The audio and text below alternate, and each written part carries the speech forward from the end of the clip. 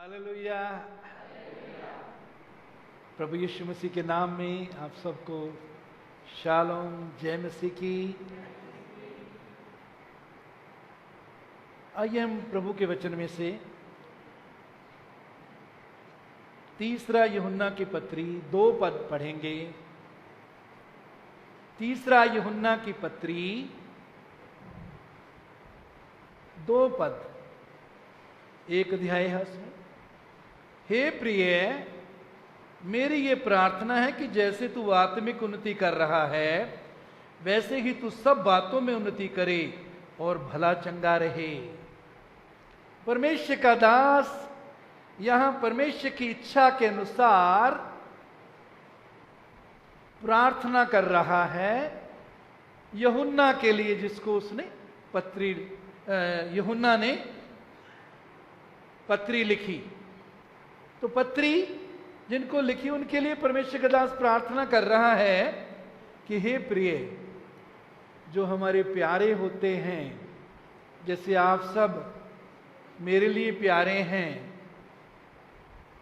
उनकी आशीष के लिए हम कुछ ना कुछ जरूर बोलना चाहते हैं, बनना चाहते हैं, देखना चाहते हैं। और प्रभु का दास यहां क्या कहते हैं, मेरी ये प्रार्थना है, मेरी ये प्रार्थना कि जैसे तू आत्मिक उन्नति कर रहा है।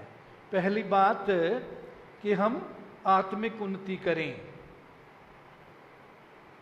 हम में से कई कर रहे हैं, प्रभु का धन्यवाद। और ये आत्मिक उन्नति जो है वो प्रभु का वचन पढ़ने के द्वारा, उसमें बने रहने के द्वारा, उसमें चलने के द्वारा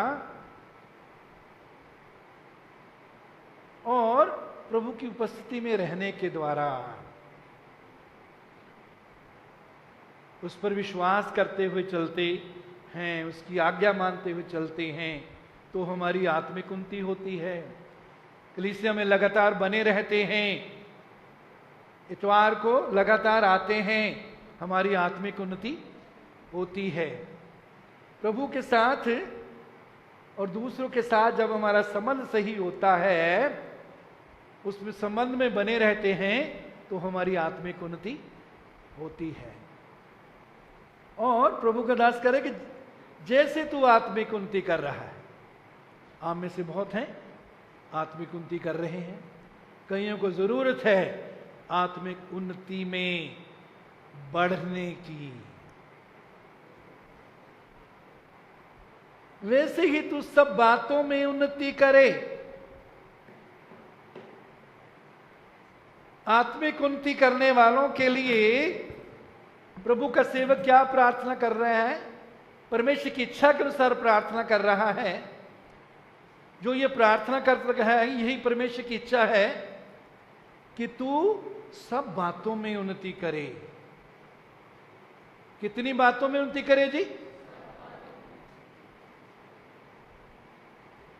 आज मेरी इस समय आपके लिए भी यही प्रार्थना है कि जैसे आप आत्मिक उन्नति कर रहे हैं, वैसे ही आप सब बातों में उन्नति करें। कितनी बातों में उन्नति करें जी? सब बोलिए।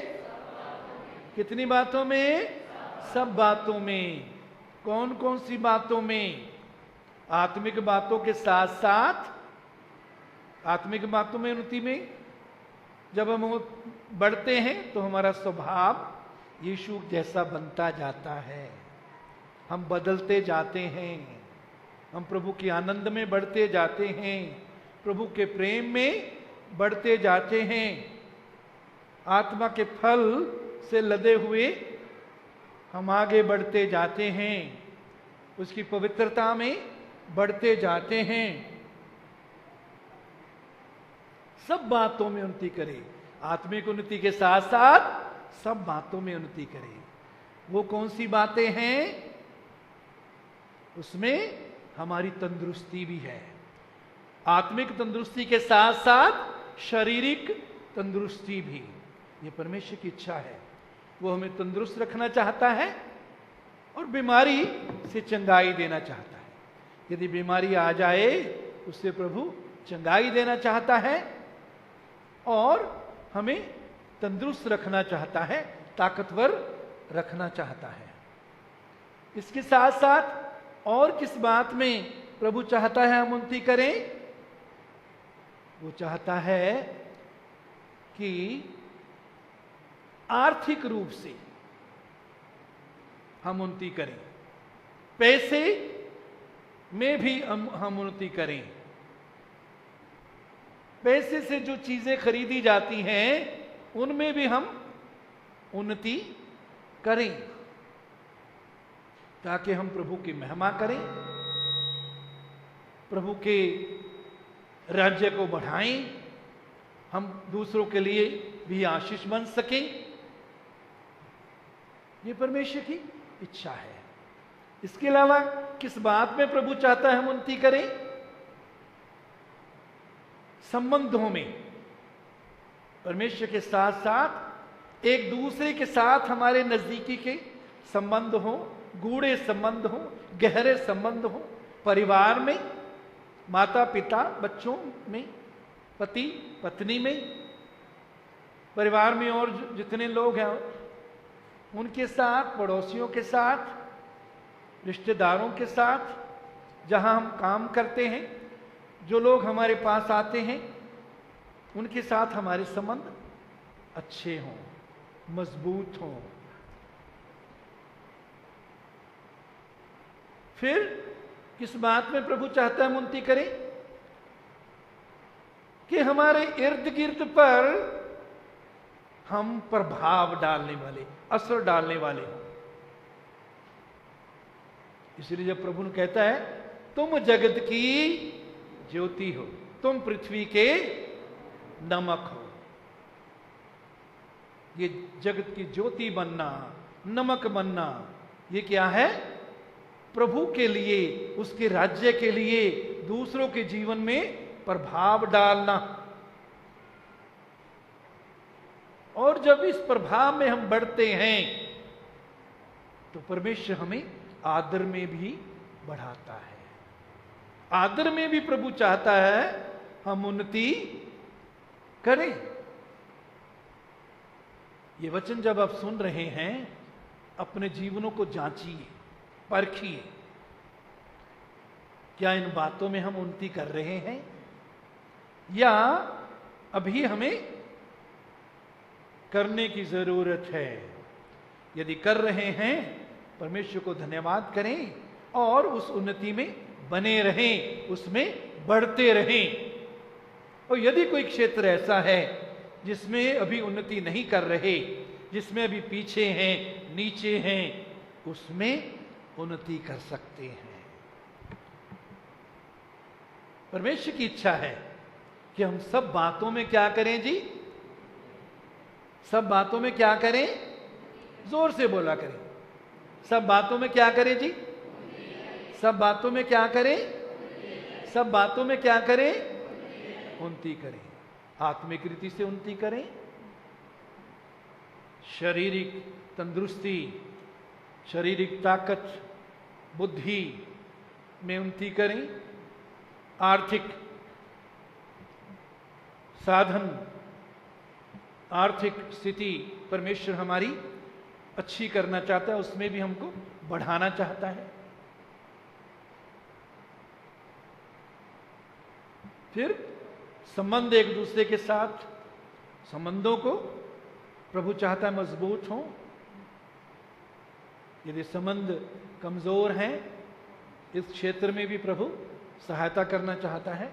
जब हम उससे मांगेंगे, उससे कहेंगे कि मेरी सहायता कर प्रभु, मेरा संबंध मेरी पत्नी के साथ, पति के साथ मजबूत हो जाए, मेरे माता पिता, मेरे बच्चों के साथ, मेरे रिश्तेदारों के साथ मेरा संबंध मजबूत हो जाए, प्रभु सहायता करेगा। मैं तेरे राज्य के लिए प्रभाव डालने वाला बनूं, तो प्रभु हमें बनाएगा कि हम दूसरों पर प्रभाव डालने वाले हों।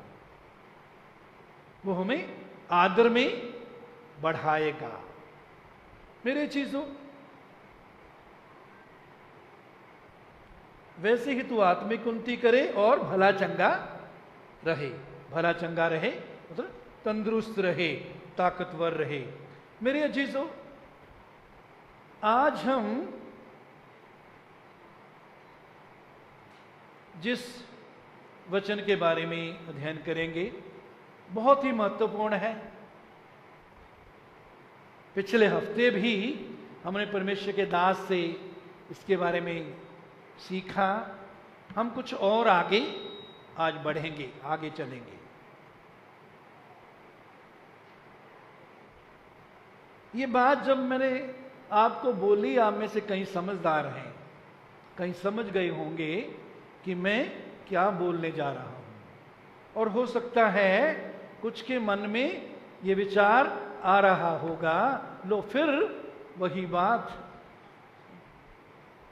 लो ये तो हमारी जेब खाली कराने का नुस्खा बताने वाले हैं। कई कहते हैं परमेश्वर सेवक तो मांगते ही रहते हैं, अलग अलग बातें सुनने को मिलती हैं। लेकिन मेरे अजीजों, आज मैं फिर आगे थोड़ा सा देने के बारे में आगे थोड़ा सा अध्ययन करेंगे। और ये हम पर निर्भर करता, आप पर निर्भर करता है कि आप इस वचन को क्या ग्रहण करेंगे, इसमें बने रहने के लिए तैयार हैं, क्योंकि इसका नतीजा जो है बहुत ही सुंदर, आशीष वाला है। आप में से कई उस आशीषों में चल रहे हैं। आपने सीख लिया है जब से आप प्रभु में आए हैं उस विषय के बारे में जिसके बारे में आज अध्ययन करने जा रहे हैं। पिछले हफ्ते में अध्ययन किया दशमांश और भेंट। तो आप में से कितने हैं जिनकी ये गवाही है कि जब आप प्रभु में आए आपने दशमांश भेंट देना शुरू किया और आप प्रभु की आशीषों में चल रहे हैं, बढ़ रहे हैं। मैं अब आर्थिक आशीषों की बात कर रहा हूं। आज फिर मेरे अजीजों समय है खुले दिल के साथ बैठे प्रभु की उपस्थिति में। कहीं प्रभु मुझसे बात कर इस वचन के द्वारा। ये परमेश्वर का वचन है, ये जीवित वचन है। परमेश्वर वचन के द्वारा हमसे बात करता है। परमेश्वर वचन के द्वारा हमें सिखाना चाहता है, बदलना चाहता है, आशीष देना चाहता है। मेरे जीजों, हम परमेश्वर के वचन में से प्रेरितों का काम 20 अध्याय 35 आयत, प्रेरितों का काम 20 अध्याय 35 आयत, यहां आखिरी हिस्से में लिखा है, लेने से देना क्या है जी? धन्य है। लेने से देना क्या है जी? सब बोलिए, मेरे पीछे बोलिए, बोलिए, लेने से देना धन्य है। कईयों के मुंह से आवाज नहीं निकल रही, क्या बात अच्छी नहीं लग रही वचन की? हाँ जी, कोई है यहां जिसको अच्छी नहीं लग रही? मुंह खोल कर बोल सकते हैं आप। लेने से देना धन्य है। दोबारा बोल सकते हैं, ऊंचे बोल सकते हैं, लेने से देना धन्य है। इसका मतलब क्या हुआ? जब हम देते हैं, जब हम देने वाले बन जाते हैं, देना सीख लेते हैं, देते ही रहते हैं, तो हम क्या बन जाते हैं? धन्य। धन्य का मतलब है आशीषित, हैप्पी, खुश, खुशहाल। लेकिन प्रभु में आने के बाद भी बहुतों की मानसिकता क्या होती है? मुझे यहां से मिल जाए, मुझे वहां से मिल जाए, मुझे ये दे दे, ये दे दे। तो उससे उलट हम रहते हैं यदि ऐसी मानसिकता रखते हैं कि हर समय, हर जगह, समय समय पर, आमतौर पर हम लेना पसंद करते हैं, लेने से ही खुश होते हैं।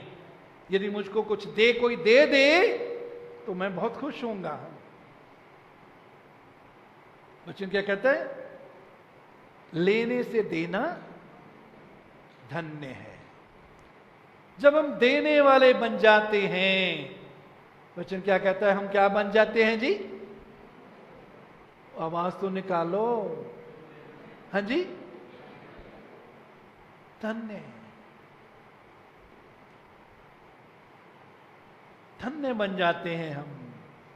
धन तन्नू, तन्नू बन जाएंगे, तन्नो बन जाओ। धन्य, आशीषित, ब्लेस्ड, मुबारक। मुबारकबाद देते ना, मुबारकी, मुबारकी।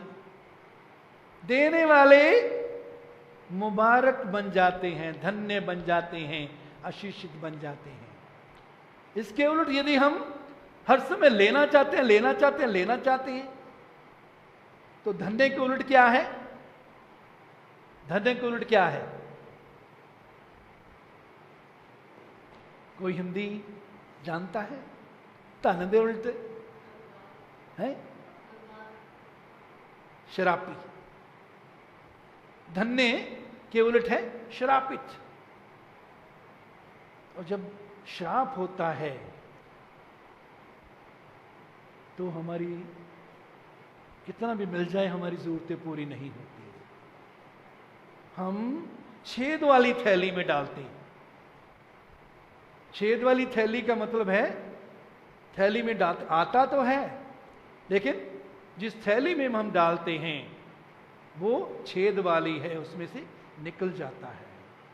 पैसा आता है, बरकतें आती हैं, निकल जाती हैं। दूसरी बात, दूसरा कुरिन्थियों 9 अध्याय 7 पद, दूसरा कुरिन्थियों 9 अध्याय 7 पद, परमेश्वर हर्ष से देने वाले से प्रेम करता है।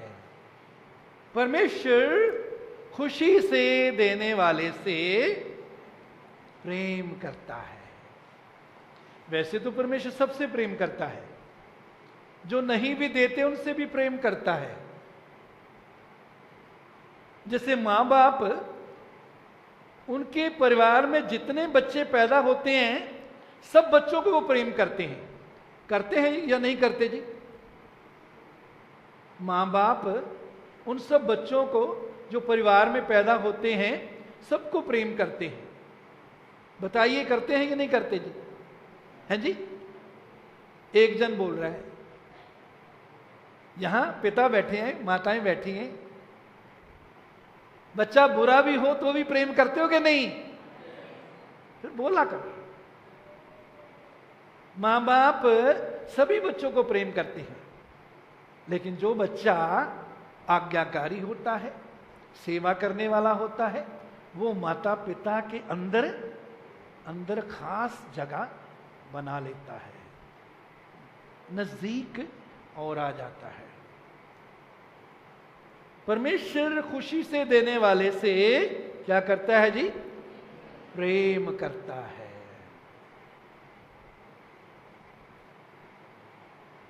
ये अच्छी बात है कि परमेश्वर हमसे प्रेम करे, हैं जी? अच्छी है ये, बुरी बात है? जवाब दिया करो, ऊंचे बोल दिया करो। गलत भी बोलोगे तो भी जुर्माना नहीं लगाएंगे।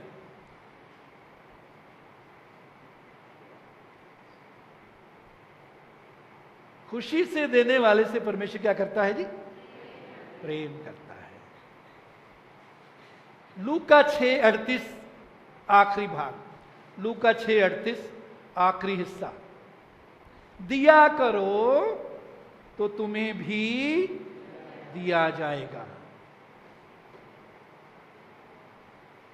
क्या कहता है जी प्रभु का वचन? प्रभु ने क्या कहा? दिया करो, बोलो दिया करो। तो किसी को पसंद नहीं है बात, किसी को भी अच्छी नहीं लग रही, बोलना ही नहीं चाहते। बोलो दिया करो तो तुम्हें भी दिया जाएगा। यदि किसी को गुस्सा आ रहा है तो बाद में मैं यहां ठहर जाऊंगा, मुझसे झगड़ा कर लेना, लेकिन अभी जवाब दो। तो दिया करो तो तुम्हें भी दिया जाएगा। इससे उलट अगर देखें, यदि नहीं देते तो क्या होगा? ऊंचे बोलो, वचन क्या? नहीं दिया जाएगा। यदि नहीं देंगे तो नहीं दिया जाएगा। तो इसका ये परमेश्वर की बातें हमें बताती हैं कि हम देने वाले बने। क्या बने जी? लेने वाले नहीं। यहां से मिल जाए, वहां से मिल जाए, उससे मिल जाए, उससे मिल जाए, नहीं, देने वाले बने।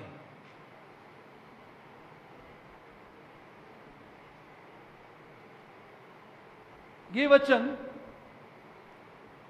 मैंने अपनी जिंदगी में इसको परखा है, इसके परिणाम को, इसके फल को देखा है।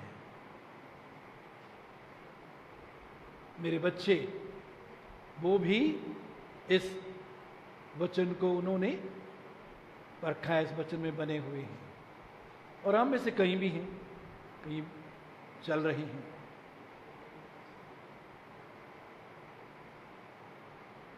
अब हम कुछ बातों पर ध्यान करेंगे कि परमेश्वर आखिर क्यों चाहता है कि हम देने वाले बने।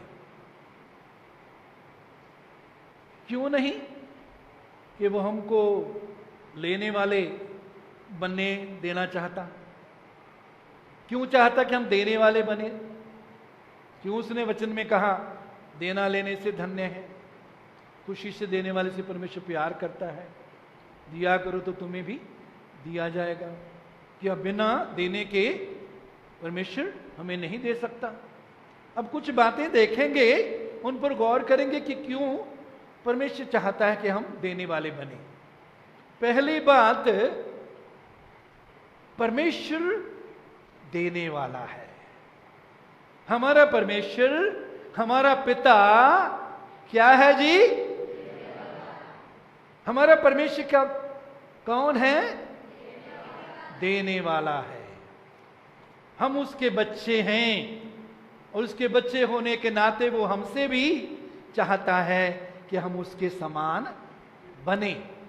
तो जैसे वो देने वाला है, वैसे वो चाहता है उसके बच्चे भी, हम भी देने वाले बने। क्या बने जी? देने वाले बने। क्यों? क्योंकि हम उसके क्या हैं? बच्चे हैं। हम में से कितने माँ बाप हैं जो ये चाहते हैं कि जो अच्छी बातें आप में हैं वो आपके बच्चों में भी हों, जो अच्छे काम आप करते हैं वो आपके बच्चे भी करें। हाथ खड़ा करें ऊंचा, कोई है माँ बाप? ऊंचा ऊंचा ऊंचा करें।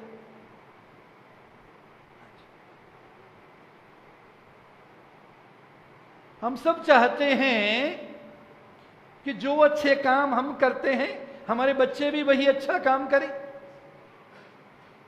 जो अच्छी बातें हम करते हैं बच्चे भी अच्छी बातें उनमें पाई जाएं। ऐसे ही अजीजों, हमारा परमेश्वर हमसे चाहता है। हमारा परमेश्वर चाहता है कि हम उसके समान बने, और वो देने वाला परमेश्वर है। उसने धरती दी है हमको रहने के लिए, सूर्य दी है रोशनी के लिए, हवा दी है सांस के लिए, पानी दिया है पीने के लिए। संसार की हर चीज, हर आशीष उसने हमारे लिए दी है। वो देने वाला परमेश्वर है और चाहता है हम उसके बच्चे देने वाले हों। तो परमेश्वर के बच्चे होने के नाते कितने उसके समान देने वाले बनना चाहते हैं? है कोई? हाथ खड़ा करें, ऊंचे ऊंचे हाथ देखना चाहते हैं। प्रभु का धन्यवाद है। आपके लिए। दूसरी बात, क्यों परमेश्वर चाहता है हम दें, या हमें क्यों सीखना है देना? देने के द्वारा हम आज्ञाकारिता दिखाते हैं। देने के द्वारा हम दिखाते हैं कि हम परमेश्वर के वचन को मानने वाले या उसकी आज्ञा मानने वाले हैं। क्यों? वचन में परमेश्वर कहता है दिया करो, वचन वो कहता है खुशी से देने वाले से परमेश्वर प्रेम करता है। वचन में लिखा है देना लेने से धन्य है। तो यदि हम परमेश्वर के वचन की आज्ञा मानते हैं, यदि हम देते हैं, देने वाले बनते हैं, तो उसका मतलब हम परमेश्वर के वचन की क्या करते हैं? आज्ञा मानते हैं। आज्ञा मानना बलिदान चढ़ाने से उत्तम है, बेहतर है। फिर यीशु ने कहा यदि तुम मुझसे प्रेम करते हो मेरी आज्ञाओं को मानोगे। यदि हम उसकी आज्ञा मानते हैं देने के लिए, तो हम उससे आज्ञा मानने के द्वारा प्रेम प्रकट करते हैं। परमेश्वर की आज्ञा मानने के द्वारा हम दिखाते हैं, वो आज्ञा मानना इस बात को प्रकट करता कि हम परमेश्वर से क्या करते हैं? प्रेम करते हैं। फिर इसके साथ साथ तीसरी बात, नीति वचन 3:9, नीति वचन 3:9 में लिखा है अपनी संपत्ति के द्वारा और अपनी संपत्ति की पहली उपज दे देकर यहोवा की प्रतिष्ठा करना।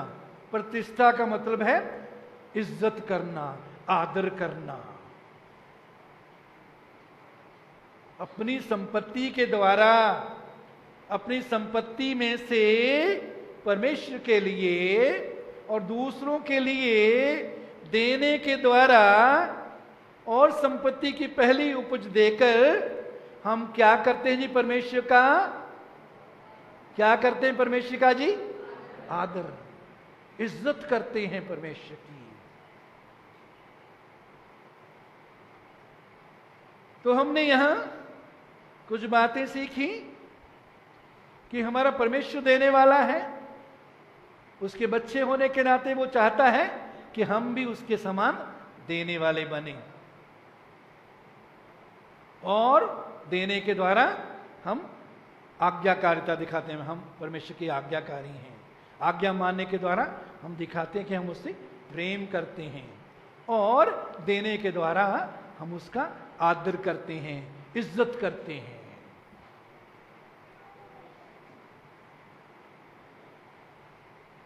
फिर आगे क्यों हमें देना सीखना है, देने वाले बनना है?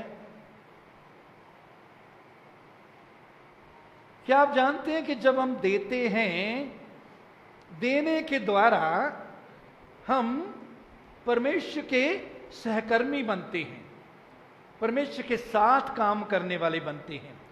1 कुरिन्थियों 3:9 में लिखा है, 1 कुरिन्थियों 3:9, हम परमेश्वर के सहकर्मी हैं। इसका मतलब क्या हुआ? हम परमेश्वर के साथ काम करने वाले हैं। क्या है जी? 1 यूहन्ना 3:9, हम परमेश्वर के साथ क्या करने वाले हैं? काम करने वाले हैं। किसके साथ काम करने वाले हैं जी? परमेश्वर के साथ काम करने वाले। अब यहां अगर कोई बैठा हो डीसी के साथ काम करने वाला, तो उसको हम खास आदर से देखेंगे। ये डीसी के साथ काम करता है, कभी काम पड़ गया तो हम सिफारिश करेंगे, डीसी से हमारा काम करवा सकता है, उसे बड़े प्रेम से मिलेंगे, आदर देंगे। क्यों?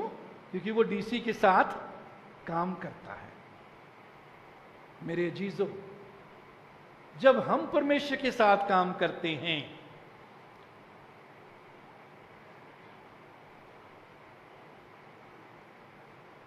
तो परमेश्वर हमें आदर देता है, दूसरों की दृष्टि में भी आदर देता है,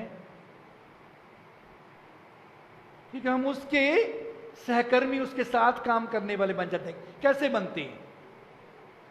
अब मान लीजिए कोई प्रार्थना कर रहा है, प्रभु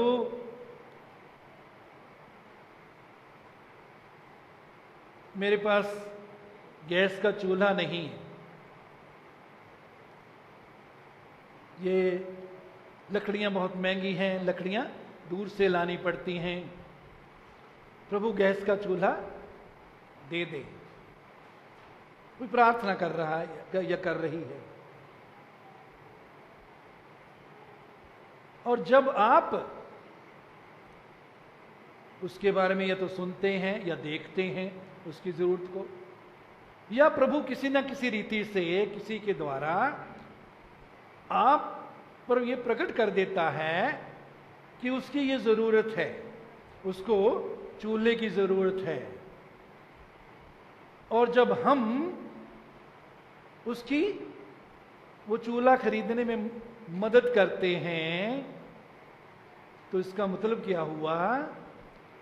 हम परमेश्वर से जो वो प्रार्थना कर रहा था या रही थी, उसकी प्रार्थना का उत्तर जो परमेश्वर देना चाहता है, जो परमेश्वर उसको आशीष देना चाहता है, उसमें हम परमेश्वर के सहकर्मी, का मतलब है साथ काम करने वाले बन रहे हैं। आप और मैं परमेश्वर के साथ काम करने वाले, को वर्कर्स विद गॉड।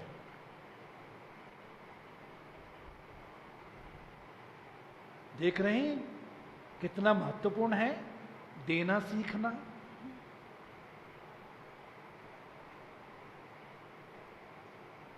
फिर जब हम देते हैं, चाहे हम चर्च में दें या किसी जरूरतमंद की सहायता करें, देने के द्वारा हम उस व्यक्ति या चर्च के प्रति अपने प्रेम और आदर को प्रकट करते हैं। देने के द्वारा प्रेम और आदर को प्रकट करते हैं। मेरे अजीजों, उत्पत्ति 12 अध्याय 3 पद में, सारा वो नहीं पढ़ेंगे सारी आयत, इतना हिस्सा परमेश्वर वहां वायदा करता है अब्राहम से कि मैं तुझे आशीष दूंगा, और आखिरी हिस्से में वो कहता है आशीष का मूल बनाऊंगा। आशीष का मूल का मतलब है आशीष का कारण बनाऊंगा। मैं तुझे दूसरों के लिए आशीष बनाऊंगा। हमें क्यों दूसरों के लिए आशीष बनना है? क्योंकि ये परमेश्वर की योजना हमारे लिए है। वो क्या है कि ना सिर्फ वो हमें आशीष देना चाहता है, लेकिन वो हमें दूसरों के लिए आशीष बनाना चाहता है। क्यों?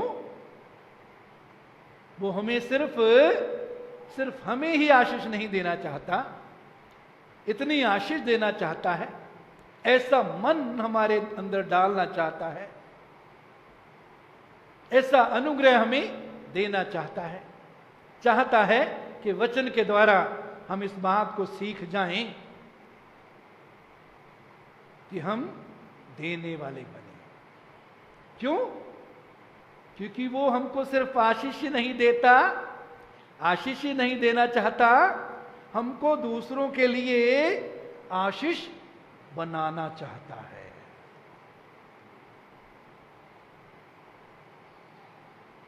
क्या अच्छी बात कोई परमेश्वर सिखा रहा है?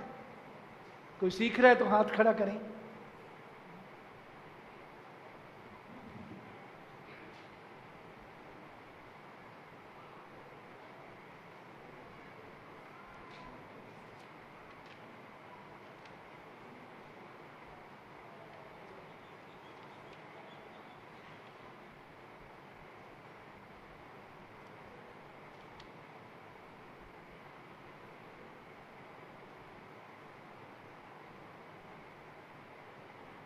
अब ये देना जो है, इसके दो हिस्से हैं। देने के दो हिस्से हैं, एक है दशमांश, दूसरा है भेंट। मलाकी 3:8 में यदि हम पढ़ें, मलाकी 3:8, वहां लिखा है, हमने किस बात में तुझे लूटा। उससे पहले परमेश्वर कहता है, तुम मुझे, सारी कौम मुझे लूटती है। परमेश्वर पूछता है, हमने किस बात में तुझे लूटा है? परमेश्वर क्या जवाब देता है? दशमांश और भेंटों में। तो देने, जब हम देते हैं, देने में दो उसके भाग हैं, एक है दशमांश, एक है भेंट।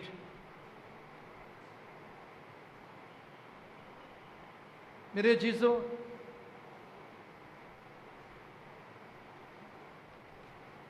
तो अभी हमने देखा देने के बारे में परमेश्वर अपने वचन में हमें उत्साहित करता है। और अब हम देखेंगे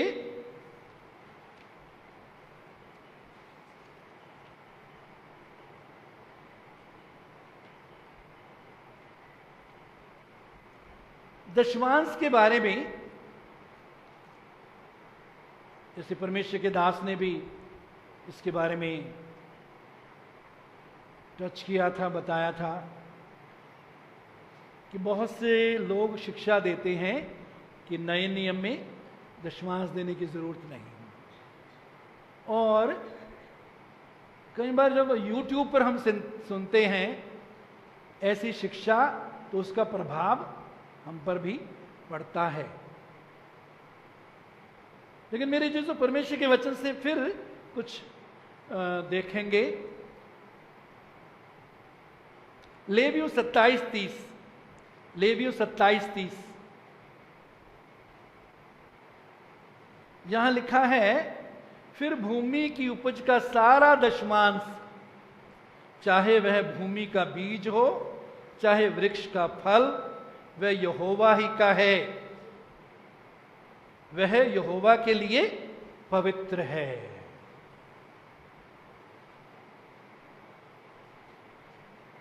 सारा दशमांश किसका है जी? यहोवा ही का है। सब बोलिए, बोलिए, सारा दशमांश यहोवा ही का है।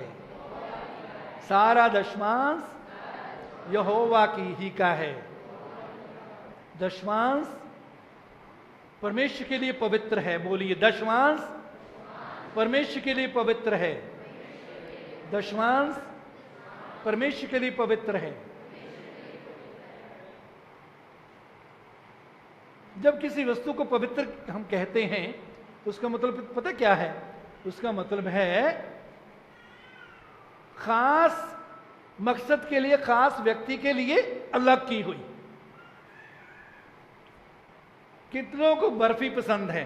हाथ खड़ा करो, हाथ खड़ा करो जिनको बर्फी पसंद है।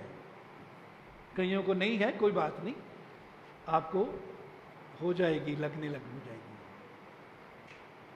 तो मान लीजिए आपके डैडी बर्फी लाते हैं घर में, इसका डैडी जैसे लाता है, तो मान लीजिए 2-2 पीस या 4-4 पीस वो बोलते हैं कि सबने लेने हैं भाई बच्चों को। मान लीजिए 5 बच्चे हैं घर में और 4 बच्चों ने खा लिया, 1 बच्चा घर में नहीं है। मम्मी कहती है ये उसके लिए रखा है, इसको नहीं छूना। तो वो बर्फी उस बच्चे के लिए अलग की हुई है, उस पर किसी और दूसरे का अधिकार नहीं।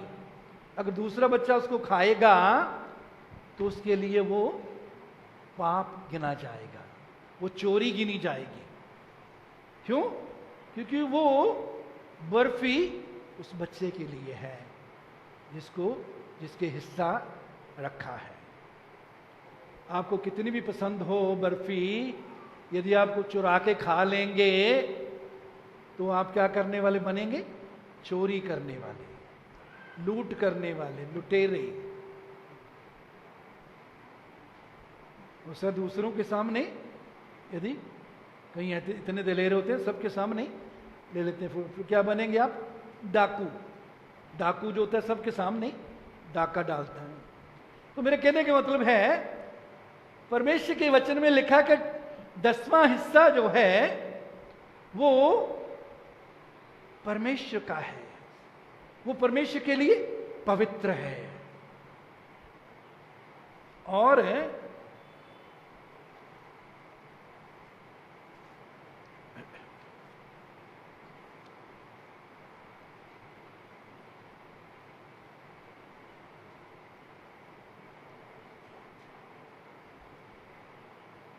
अब मन में सवाल आता है कि मेहनत तो हम करते हैं, सारा महीना हम सुबह से लेकर शाम तक मेहनत करते हैं, खेत में काम करते हैं या टैक्सी चलाते हैं, पेन से लिखते हैं, कंप्यूटर पर काम करते हैं, कोई भी नौकरी आपकी है, आप सारा दिन काम करते हैं। ये परमेश्वर कैसे बोल रहा है कि 10वां हिस्सा मेरा है? परमेश्वर इतना भूखा है, सब चीजें तो उसकी हैं। भजन 24:1 में क्या लिखा है? पृथ्वी और उसकी भरपूरी परमेश्वर की है। ये जमीन और जो कुछ जमीन पर है ये परमेश्वर का है। सोना चांदी उसका है। तो उसको वो फिर भी भूखा है परमेश्वर हमारे पैसे का, फिर भी वो क्यों कहता है 10वां हिस्सा मेरा?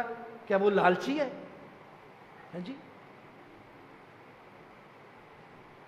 हो सकता है हमारे मन में आ सके कि वो इतना लालच क्यों करता है। मेहनत हम करते हैं, 10वां हिस्सा वो कहता है मेरा है। मेरे अजीजों, जब कोई व्यक्ति, कई लोग खेत में बटाई का काम करते हैं ना, मालिक जो है कि उसकी जमीन होती है, वो बीज देता है, पानी का प्रबंध करता है, खाद देता है, काम करने वाला काम करता है, और उस फसल में से, उस मेहनत में से मालिक का हिस्सा कितना होता है? आधा या कहीं आधे से ज्यादा भी। क्योंकि जो मालिक है, जिसकी जमीन है, जो बीज देता है, पानी का प्रबंध करता है, खाद और यंत्रों का प्रबंध करता है, वो उसमें से आधा हिस्सा लेगा, काम करने वाला भी आधा लेगा, 50%। तो अब आ जाइए दूसरी तरफ, ये जमीन जिस पर हम काम करते हैं किसकी है जी? किसकी? आपकी है परमेश्वर की है? परमेश्वर की है। सूर्य जिसमें आप काम करते हैं, सूर्य की रोशनी कौन चमकाता है? आप चमकाते हैं? परमेश्वर चमकाता है। हवा जिसमें हम सांस लेते हैं कौन चलाता है? परमेश्वर। आप जिन कागजों पर लिखते हैं, जिस पेन से लिखते हैं, जिस टेबल पर बैठे हैं, जिस कुर्सी पर बैठे हैं, उसका मटेरियल कहां से आया? वो किसी न किसी तरह जमीन से निकलता है। लकड़ी, प्लास्टिक जो भी है वो जमीन से या दरख्तों से हमें मिलती है।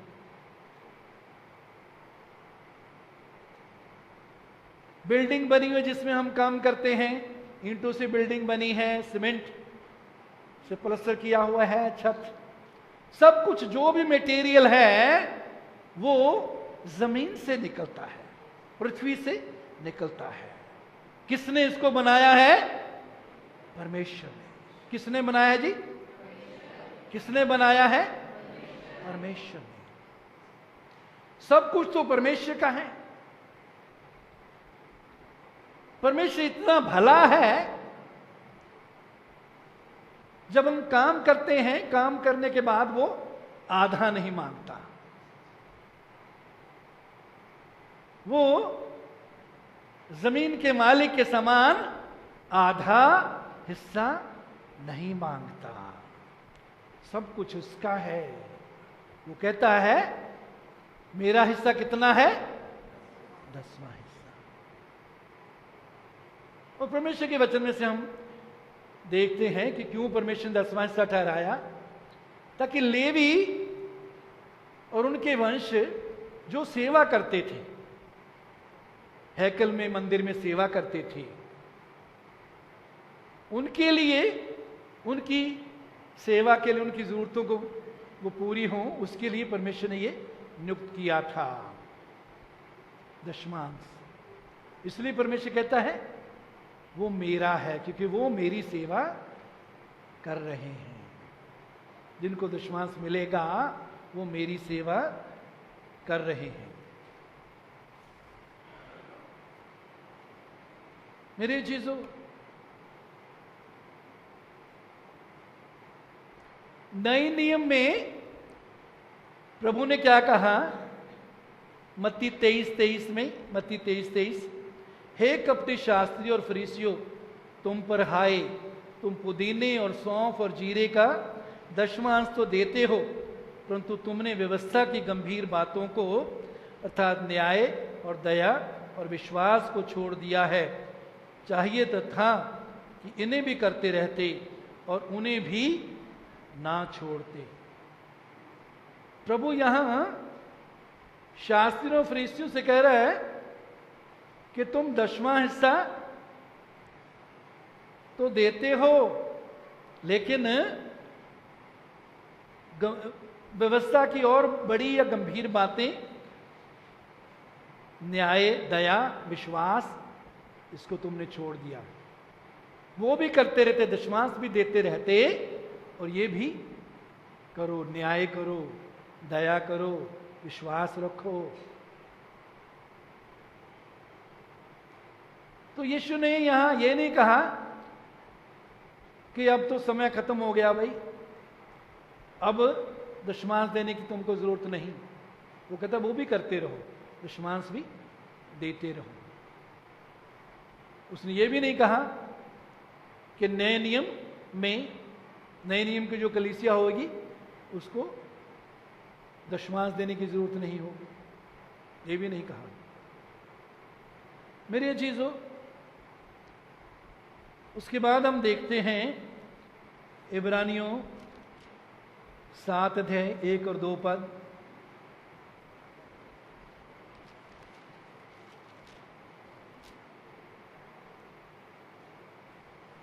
चलो 2 पद पढ़ेंगे इतना समय बचाने के। इसी को अब्राहम ने सब वस्तुओं का दशमांश भी दिया। यह पहले अपने नाम के अर्थ के अनुसार धर्म का राजा, फिर शालेम अर्थात शांति का राजा है। अब्राहम ने मलकीसेदक को, जो कि यीशु को दिखाता है, उसको क्या दिया जी? क्या दिया है जी? ऊंचे बोले, ऊंचे बोले बेटे। क्या दिया? दशमांश दिया। व्यवस्था दिए जाने से पहले, शरीयत या लॉ देने से पहले अब्राहम दशमांश देता था। किससे सीखा अब्राहम ने? जिस परमेश्वर का वो मित्र। अब्राहम परमेश्वर का मित्र कहलाता है। तो अब्राहम ने परमेश्वर से सीखा होगा, अपने मित्र से सीखा होगा कि दशमांश उसको देना है।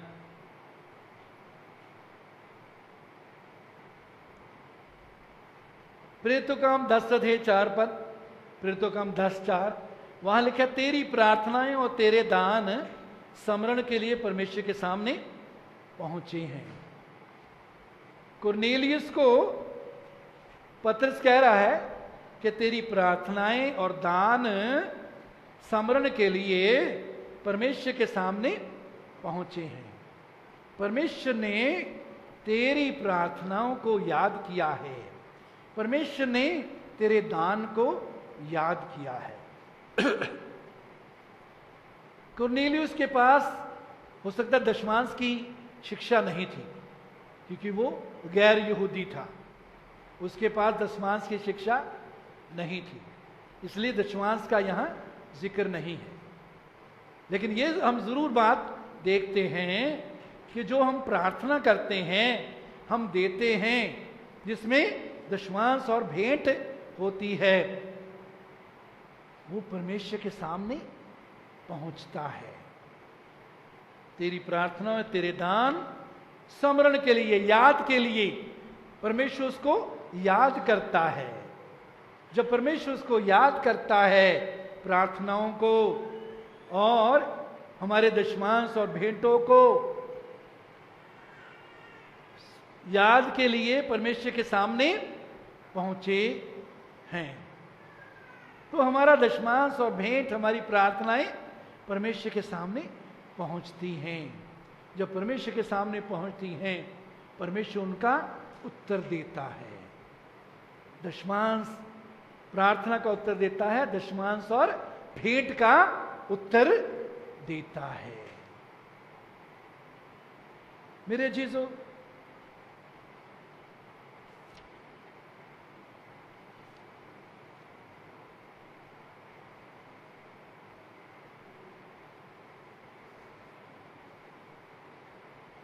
अब देने, ये दशमांश और भेंट देने का क्या हमको प्रतिफल मिलता है, इसके बारे में देखेंगे। मलाकी 3 अध्याय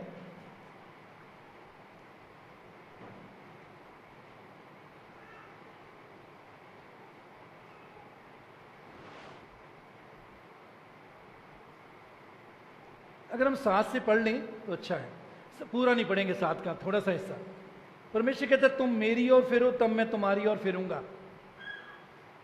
परमेश्वर क्या कहता है जी? अपने लोगों को क्या कहता है? तुम मेरी ओर फिरो तो मैं तुम्हारी तरफ फिरूंगा। अब यहां कौन सी बात है जिस बात में वो कहता है तुम मेरी ओर फिरो? एक तो बात हम ये देखते हैं कि इसका मतलब ये परमेश्वर की ओर नहीं फिरे हुए, परमेश्वर से दूर हैं, परमेश्वर की ओर पीठ की हुई है। कहते हैं तुम मेरी ओर फिरो तो मैं तुम्हारी ओर फिरूंगा। 8 पद में, हाँ चलो 7 से आगे, 7 में इससे आगे, सेनाओं के यहोवा का यही वचन है, परंतु तुम पूछते हो हम किस बात में फिरें? कौन सी बात है जिसमें हम तेरी ओर फिरें, तेरी ओर मुड़ें? मैं तो पहले ही विश्वास करता हूं, मैं तो पहले ही चर्च जाता हूं, मैं तो पहले ही मसीही कहलाता हूं, मैं किस बात में परमेश्वर की ओर मुड़ूं? ये सवाल हमारा भी हो सकता है आज। आगे परमेश्वर कहता है 8 पद, क्या मनुष्य परमेश्वर को धोखा दे सकता है? बताइए जी, दे सकता है? इंसान परमेश्वर को धोखा दे सकता है? बोलिए। परंतु देखो तुम मुझे धोखा देते हो। परमेश्वर अपने लोगों को कहता है, क्या कहता है? तुम मुझे क्या देते हो? तुम मुझे क्या देते हो? आज ध्यान करें, इसी समय अपने जीवन पर गौर करें, अपने दिल की हालत, अपने व्यवहार पर गौर करें। क्या परमेश्वर को धोखा देने वाले तो नहीं है? क्या हम भी उनमें शामिल तो नहीं है जो परमेश्वर को धोखा देते हैं? आगे परमेश्वर कहता है, पर देखो तुम मुझको धोखा देते हो। परमेश्वर फिर दोबारा वही बात कहता है, और तो भी पूछते हो कि हमने किस बात से में तुझे लूटा है। हे परमेश्वर, कौन सी बात है जिसमें हमने तुझे लूटा है? कौन सी बात है जिसमें हमने तुझे धोखा दिया है? परमेश्वर क्या जवाब देता है? दशमांश और उठाने की भेंटों में। क्या परमेश्वर क्या कहता है जी? अपने लोगों को कहता है जो उसके कहलाते थे, तुम मुझे लूटते हो, तुम मुझे धोखा देते हो। किन बातों में? बोलिए जी।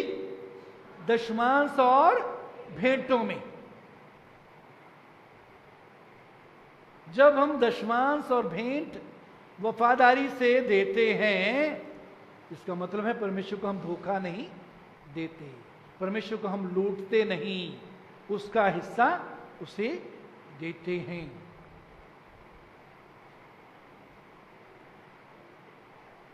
तो क्या ये अच्छी बात है परमेश्वर के बच्चों के लिए कि हम अपने परमेश्वर को या अपने पिता को लूटें?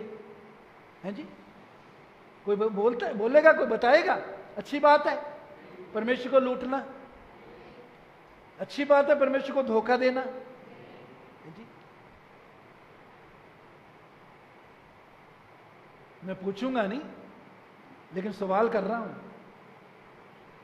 क्या कोई यहां धोखा देने वाला, परमेश्वर को धोखा देने वाला, परमेश्वर को लूटने वाला बैठा है? अब अपने आप से सवाल करें, क्या मैं परमेश्वर को लूट तो नहीं रहा? यदि नहीं लूटते तो परमेश्वर का धन्यवाद करें उस अनुग्रह के लिए जो उसने आपको दिया है, वचन के द्वारा आप सीख सके, आपको योग्यता दी कि आप दशमांश और भेंट दे रहे हैं।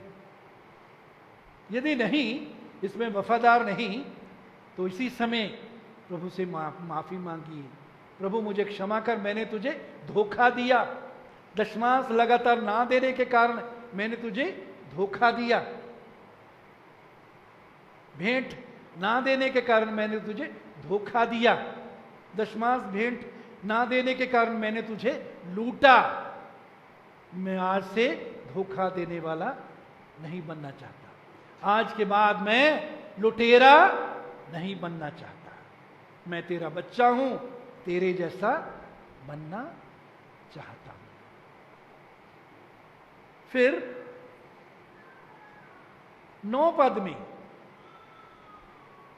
पद में परमेश्वर कहता है, लूटने वालों को, धोखा देने वालों को परमेश्वर कहता है, उस समय परमेश्वर कहता है कि सारी जाति ये करती, सारी कौम करती है, लेकिन मैं परमेश्वर का धन्यवाद करता हूं कि मैं आज कह सकता हूं कि आप सब ऐसा नहीं करते, आप सब परमेश्वर को धोखा नहीं देते, आप सब लुटेरे नहीं हैं। और 9 पद में लुटेरों और धोखा देने वालों पर 9 पद में क्या लिखा है? तुम पर भारी शाप पड़ा है। क्या पड़ा है जी? भारी शाप। पंजाबी में है, तुसी सरापियां दे सरापी होए। तुम पर कितना शराब पड़ा है जी? कितना शराब पड़ा? कोई बोले? भारी। थोड़ा छोटा शराब नहीं, भारी शराब। जब भारी बोझ हम पर होता है, भारी श्राप हम पर होता है, कमर झुककर हम चलते हैं।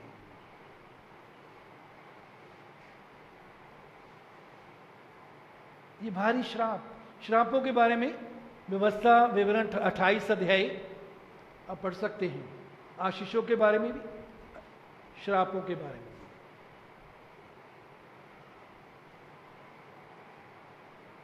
वहां पढ़ सकते हैं। श्रापों में से कुछ श्राप ये भी है कि हमारी जरूरतों के मुताबिक हमारे पास पैसा नहीं होता। पैसा जो हमारे पास आता है वो फजूल खर्चों में भी चला जाता है, नुकसान में चला जाता है।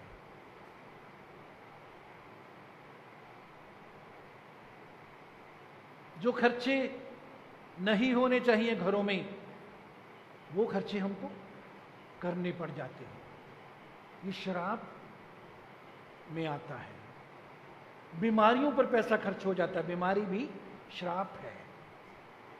लड़ाई झगड़ों में पैसा खर्च हो जाता है, चोरी हो जाते हैं पैसे या चीजें चोरी हो जाती हैं, ये सब चीजें श्राप में आती हैं।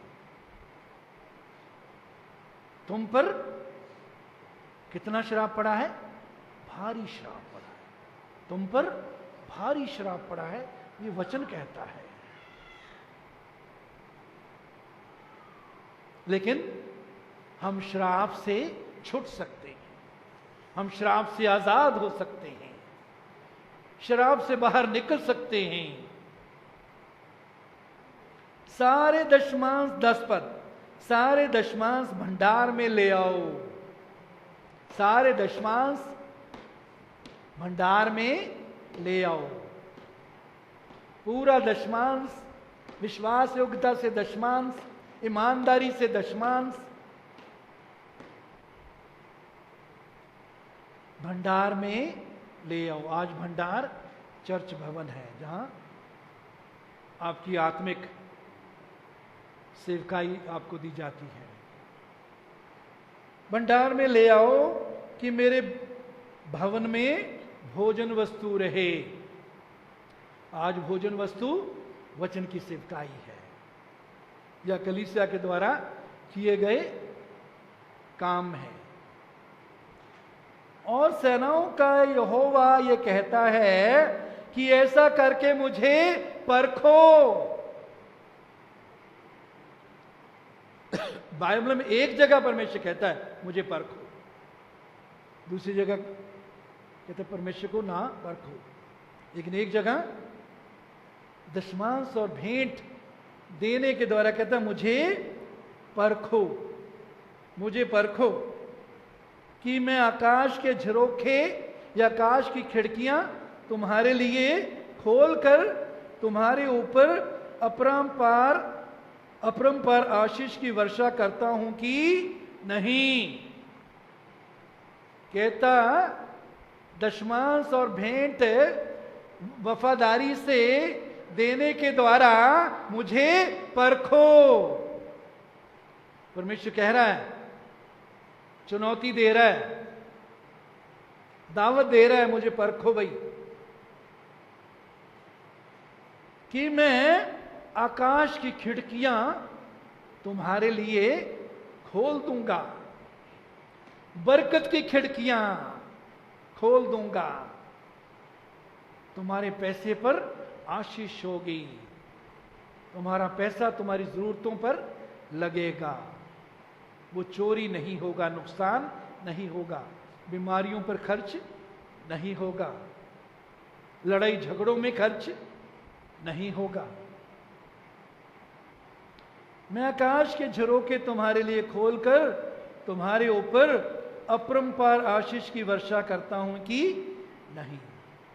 दशमांश भेंट देने वालों के लिए परमेश्वर कहता है अपरंपार आशीष।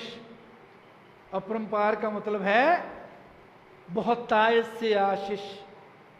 पंजाबी में और इंग्लिश के कई अनुवादों में लिखा है मैं इत्थों तक बरकत देंगा कि तुहाडे कोल रखण दी थां नहीं होवेगी। इतना आशीष दूंगा कि तुम्हारे लिए रखने की जगह नहीं होगी। इतना दूंगा कि रखने की जगह नहीं होगी। आप में से कुछ इसको अपने जीवन में पूरा होता देख रहे हैं, आजमाया आपने। मैं भी कह सकता हूं, मैं अपने जीवन में, अपने परिवार में, अपनी सेवकाई में मैंने इस चीज को परखा है, देखा है।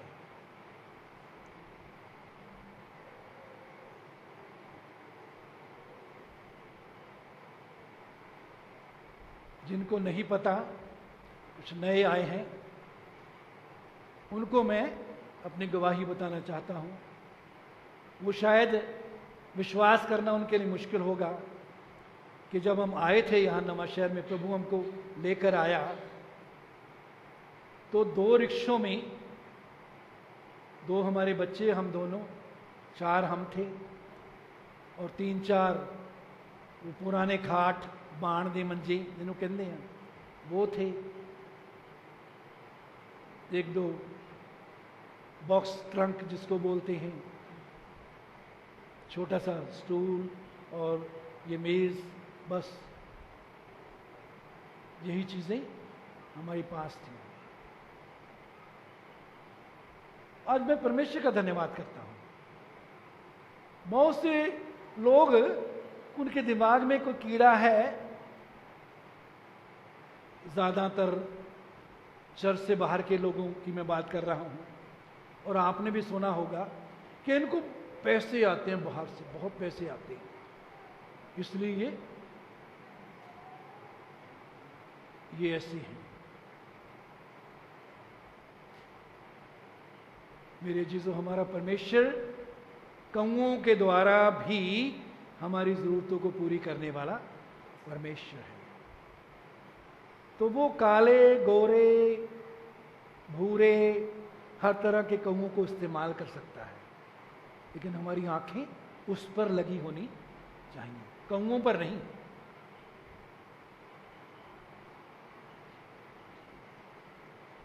परमेश्वर पर जब हम भरोसा रखते हैं, उससे मांगते हैं, विश्वास करते हैं, तो वो अद्भुत रीति से जरूरतें पूरी करता है, लोगों के दिलों में डालता है, वो आशीष बनते हैं हमारे लिए। तो कहता है,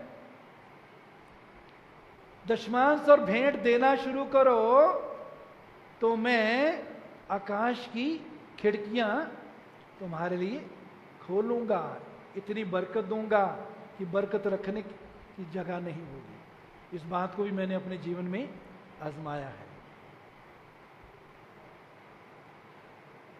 आगे, मैं तुम्हारे लिए नाश करने वाले को घुड़कूंगा, का मतलब है झिड़कूंगा। परमेश्वर कहता है, जब दशमांश और भेंट में हम विश्वास योग्य, वफादार, सच्चे बने रहते हैं, तो परमेश्वर क्या करता है, खाने वाले को क्या कर देता है, झिड़क देता है। खाने वाले को, शैतान को परमेश्वर झिड़कता है। हाथ पीछे हटा, पीछे हो जा, ये मेरा बच्चा है, इसका जो कुछ भी है मेरा है। अपने हाथ को पीछे हटा शैतान। इससे उल्ट, जब हम दशमांश और भेंट में वफादार नहीं होते, तो इसका मतलब हम परमेश्वर के मुंह को बंद कर देते हैं, परमेश्वर के मुंह पर हम ताला लगा देते हैं। वो खाने वाले को, शैतान को झिड़क नहीं सकता। अब आपको कहोगे कि ये कैसा परमेश्वर है, कैसा न्यायी है, वो शैतान को क्यों नहीं झिड़कता? जब हम दशमांश और भेंट नहीं देते तो भी उसे झिड़कना चाहिए। मेरे चीजों, जब हम चोरी का माल रखते हैं, जब हम लूट का माल रखते हैं अपने अंदर, वो हमारे जीवन में, परिवार में होता है, तो उससे हम शैतान को अपने जीवन पर अधिकार देते हैं। जब तक शैतान को हम अपने जीवन पर अधिकार देते हैं, तब तक परमेश्वर को पूरा अधिकार हमारे जीवन पर नहीं होता। दशमांश भेंट चुराने के द्वारा हम शैतान को स्थान देते हैं अपने अंदर। यीशु मसीह ने क्रूस पर चढ़ाए जाने से पहले कहा, इस संसार का सरदार आता है और मुझ में उसका कुछ नहीं। यीशु कहते हैं, मुझ में उसका कुछ नहीं। यदि एक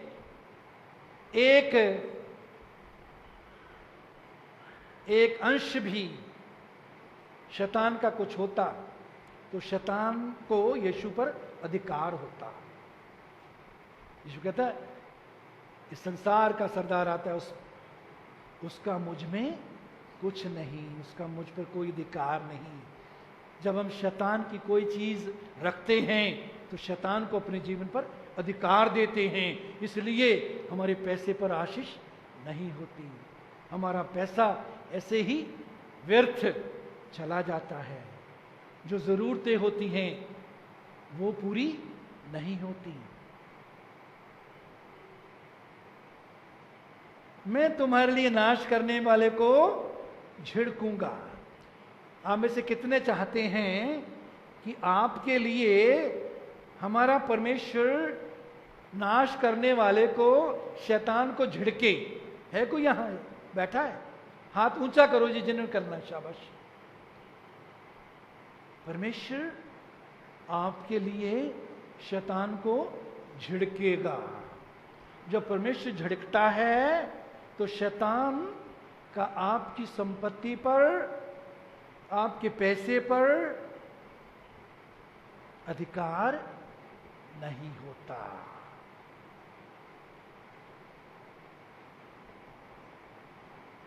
और वह तुम्हारी भूमि की उपज नष्ट ना करेगा। शैतान को मैं झिड़कूंगा और वो तुम्हारे पैसे को नष्ट नहीं करेगा, तुम्हारी फसल को नष्ट नहीं करेगा, तुम्हारी तनख्वाह को नष्ट नहीं करेगा, तुम्हारी बचत को नष्ट नहीं करेगा, तुम्हारा जो बैंक में बैलेंस है उसको नष्ट नहीं करेगा।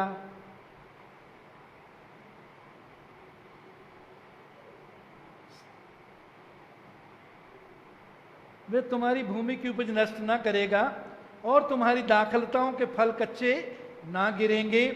सेनाओं के यहोवा का यही वचन है। 12 पद, तब सारी जातियां, कब?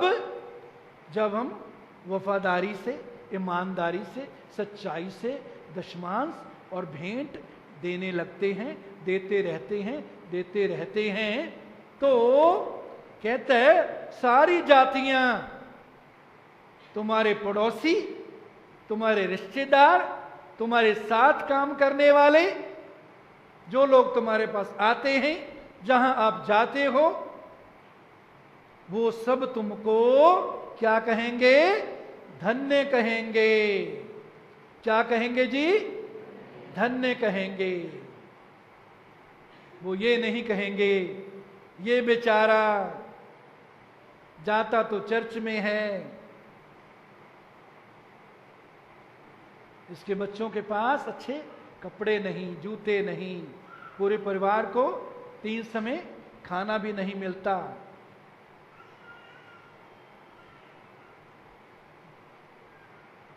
तुमको क्या कहेंगे? धन्य कहेंगे। ये आशीषित है। परमेश्वर की आशीष इस पर है, परमेश्वर का अनुग्रह इस पर है, परमेश्वर की कृपा इस पर है, ये कहेंगे। परमेश्वर इसके साथ है, ये कहेंगे। तब सारी जातियां तुमको धन्य कहेंगी, क्योंकि तुम्हारा देश मनोहर देश होगा। तुम्हारी जिंदगी खूबसूरत जिंदगी होगी, सुंदर जिंदगी होगी। तुम्हारा परिवार सुंदर परिवार होगा, तुम्हारा कारोबार सुंदर कारोबार होगा, तुम्हारी नौकरी सुंदर नौकरी होगी। दूसरे देखकर खुश होंगे, आशीष पाएंगे, आप जैसा बनना चाहेंगे।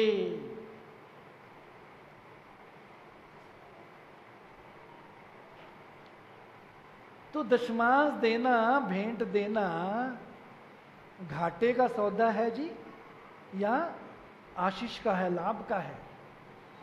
कोई बताए? है जी? आशीष का। तो हमको ये लाभ का, आशीष का सौदा या काम करना चाहिए सबको या नहीं? है जी? करना चाहिए जी या नहीं? ऊंचे बोल सकती हैं, कोई बैन नहीं। करना चाहिए या नहीं? हाँ जी, करना चाहिए या नहीं?